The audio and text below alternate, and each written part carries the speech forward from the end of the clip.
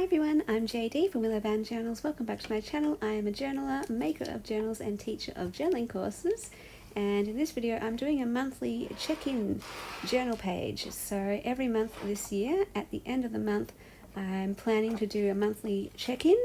And I'm actually doing this as a collaboration with the lovely Olivia from The Brown Satchel. So I will link her channel below and definitely go check out her video. She's going to be doing one as well of her monthly check-in, and we decided on 4 points to document, and they are highlight, challenge, discovery, and gratitude. So you are most welcome to take part in this monthly type of check-in if you would like. I added some other categories as well too to document my month, and I've got some photos that I just printed out to go with these categories. So I just wrote them down on this sticky note to remind myself of what they were. And I'm just picking some different pieces as well of ephemera that I've picked up from my life to document this month as well. So these journal cards all came from an op shop in Melbourne, so that kind of represents one of my highlights of my little trip down to Melbourne. And that bag, there's like the purple bag that the journal cards are sitting on top of over on my right with a floral pattern. That's a paper bag that the journal cards came in. So I was like, yes, I'm going to make use of that bag. I could even turn that into a journal cover if I wanted. And then these, I didn't actually end up using any of the bag on the page, but yeah, it's just nice to have there. These photos represent my 3 highlights from the month. Originally going into this collaboration, I was thinking that we would choose just 1 highlight per month, but I can't choose between the 3. This month there were quite a few highlights. So the first one was, I'm doing them in chronological order. So the first one was getting my digital piano.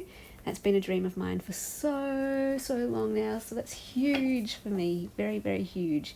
The second highlight was a spontaneous, unplanned trip to Melbourne for 9 days to visit family. So just got a photo here of a shot taking a photo outside of the window looking outside, and I did use that as my 52 photo journal challenge prompt for week 4. Week 1 was selfie, week 2 was hands, week 3 was feet, and week 4 I made it window. So I do have, if you're a bit confused, the 52-week photo journal challenge is just a way to do a weekly check-in and capture our year through photos and the key things that happened each week.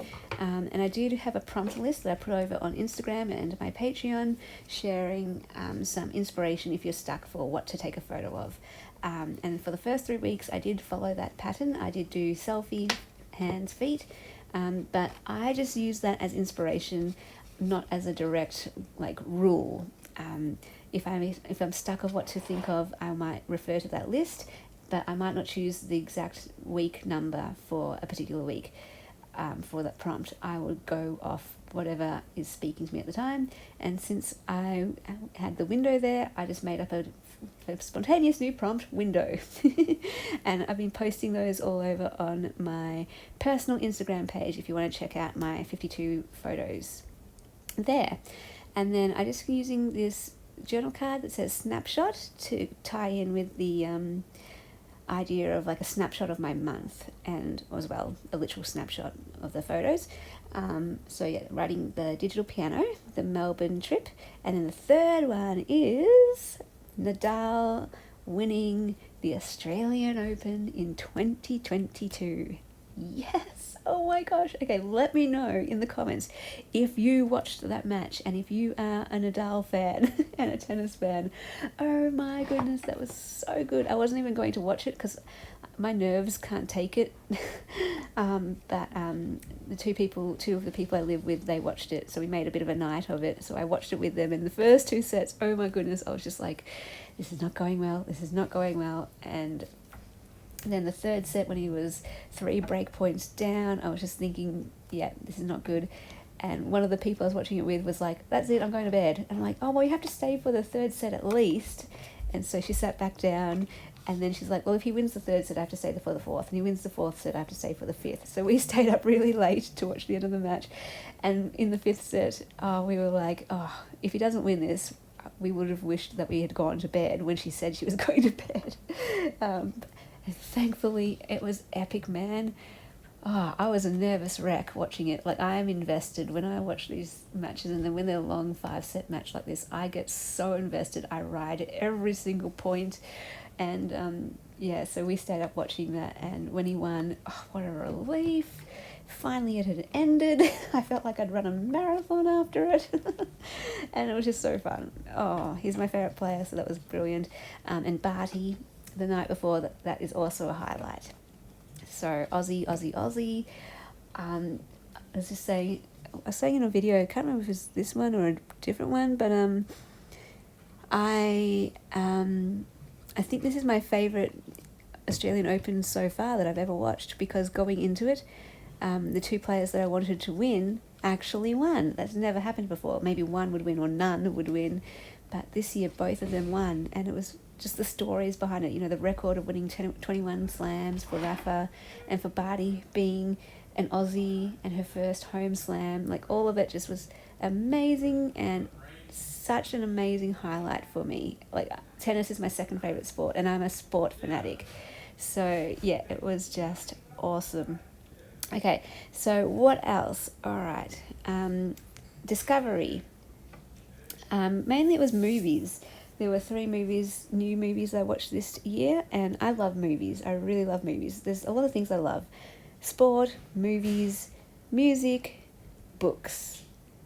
Love it. And so I watched Encanto with some friends, and really, really enjoyed Encanto. Really enjoyed it. I have the song stuck in my head all the time.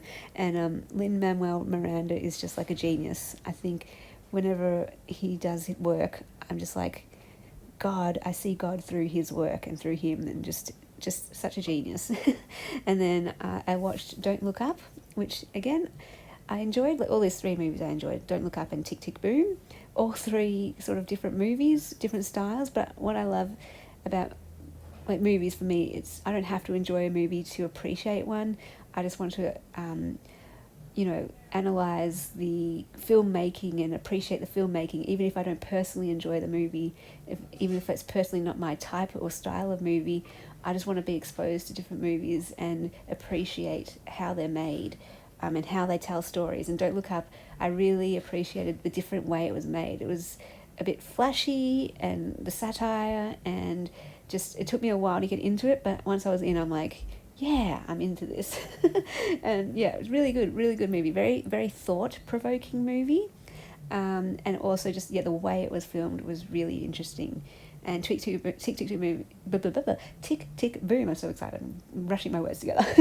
A musical, and the older I get, the more I like musicals and appreciate the art of song to tell a story and move it forward in a movie. Anyway, I could just go on and on about it. This is our monthly check-in is all about highlights and everything from the month that we want to capture, so I'm going to have a lot to say in these monthly check-ins. So other things that I wanted to write, hang on, let me go on to gratitude.